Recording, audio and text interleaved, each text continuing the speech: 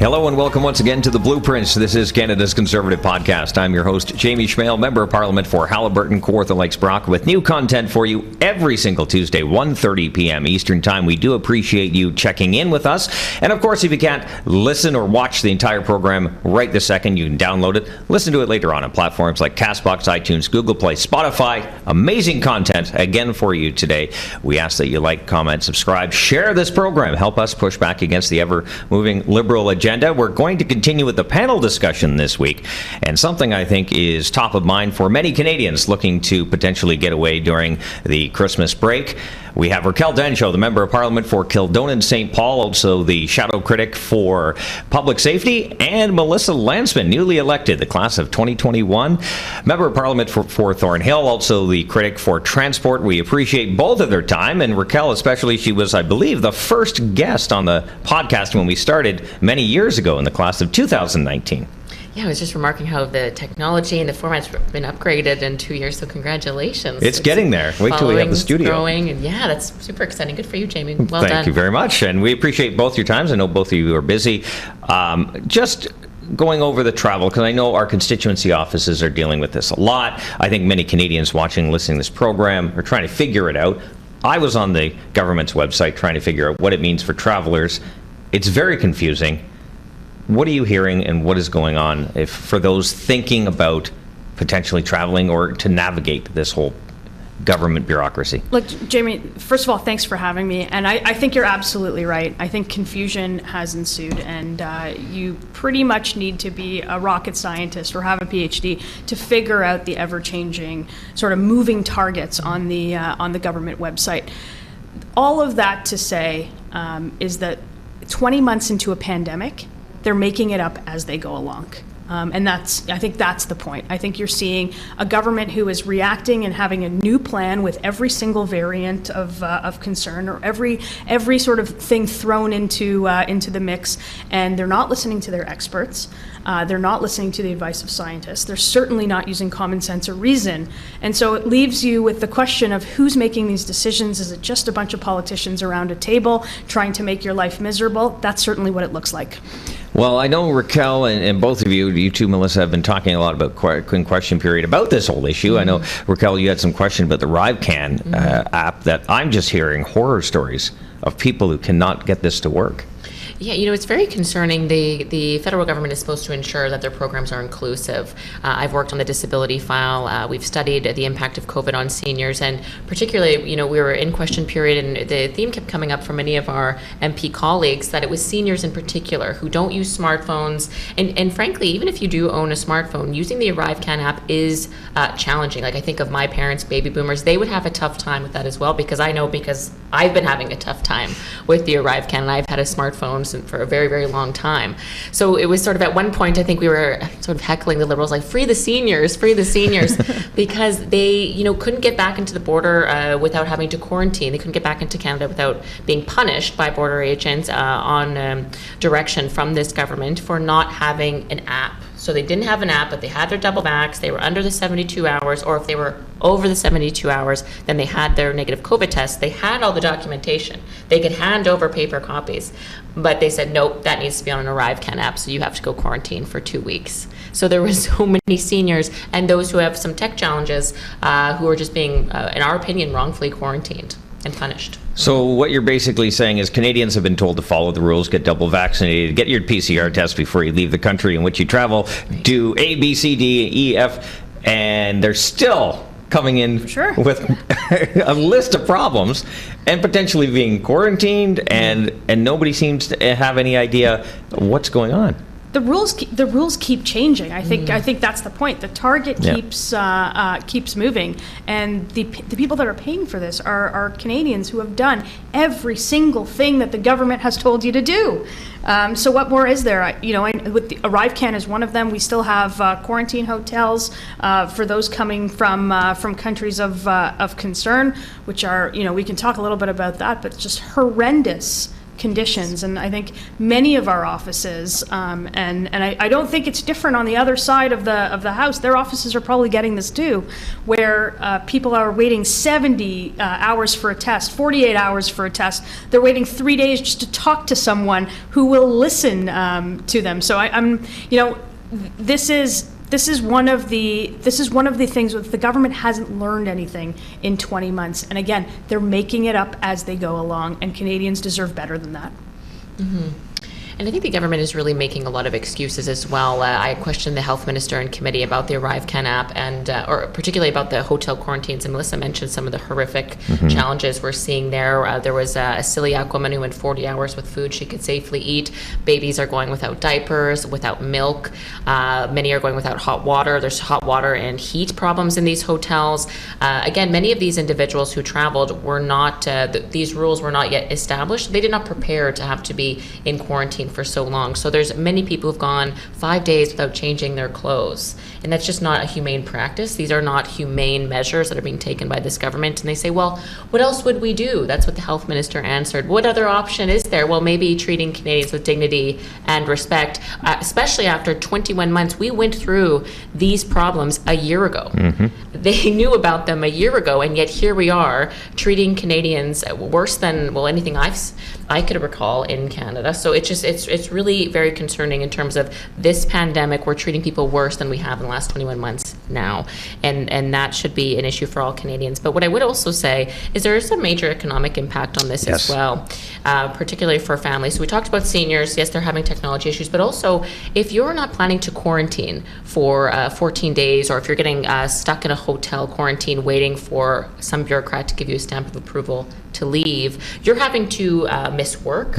You're having to take 2 weeks off work if you're having to quarantine for 2 weeks at home unexpectedly.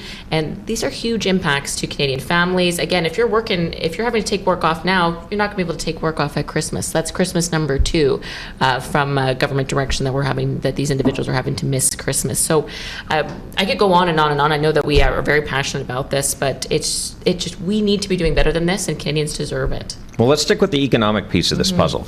I'm not sure there's too many files that the government has right now that are actually going well for them. No, you're right about that. But the most impacted industry right now is the travel and tourism sector.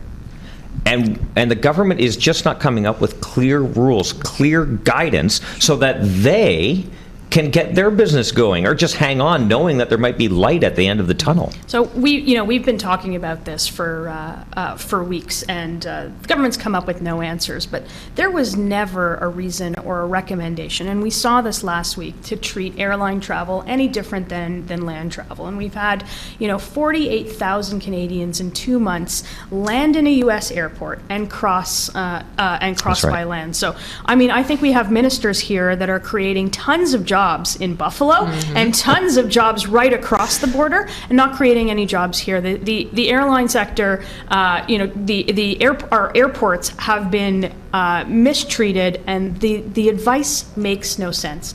It's not based on their own experts. It's not based on science, and as a result, Canadians should ask, who is making these rules, and why do they hate the airline sector so much?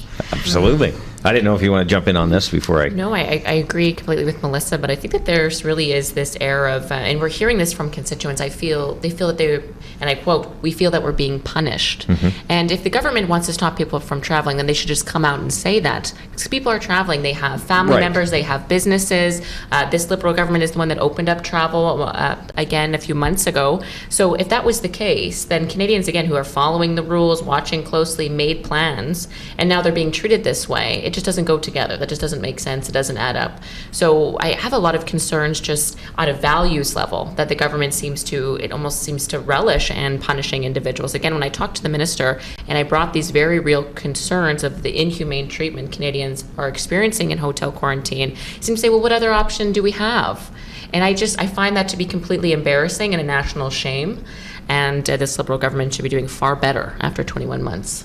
Well, it didn't stop Justin Trudeau from calling a national election. It didn't stop Justin Trudeau from going over to Glasgow and having a great time. But it seems that Canadians who are just trying to follow the rules, trying to understand the rules and follow them, but also for their mental health, their enjoyment, getting their lives back, feeling normal again, Sure. It's just one more thing, one more roadblock that the government's putting in their way to have happiness. Look, I think this government is the government of there are rules for we and there are rules for thee, and they are not the same. And Canadians have watched this. You're right, gallivanting around the world, maskless in other countries with delegations of hundreds, and here they're talking about the safety in Parliament and having 338 members sit in person. And as many of your viewers will know, we're not doing that. We've got an option of virtual, and every day there's less and less ministers to be able to ask questions to. So that's everything you need to know about a government who makes rules for themselves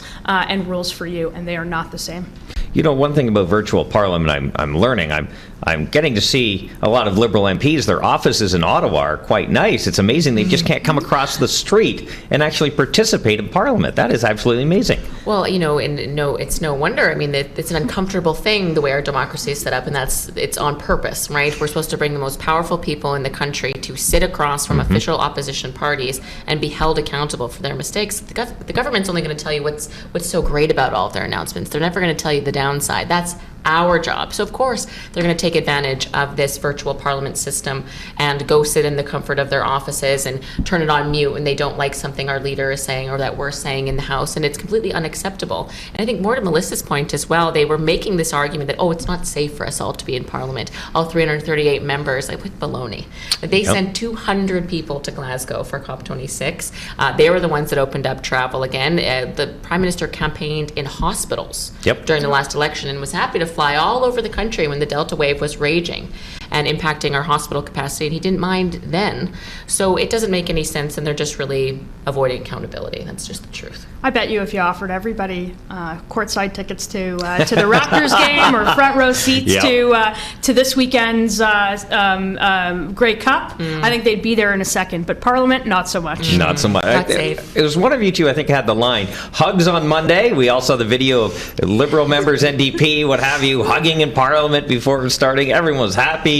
And then virtual by Thursday. Wednesday or Thursday was it? Hiding in a basement by Thursday. That's what we get from this government. It's inconsistency, whether it's inconsistency on the economy, it's inconsistency on travel rules, it's inconsistency on their position about whether they feel safe or not with 300 of their colleagues in Parliament, just like everybody else.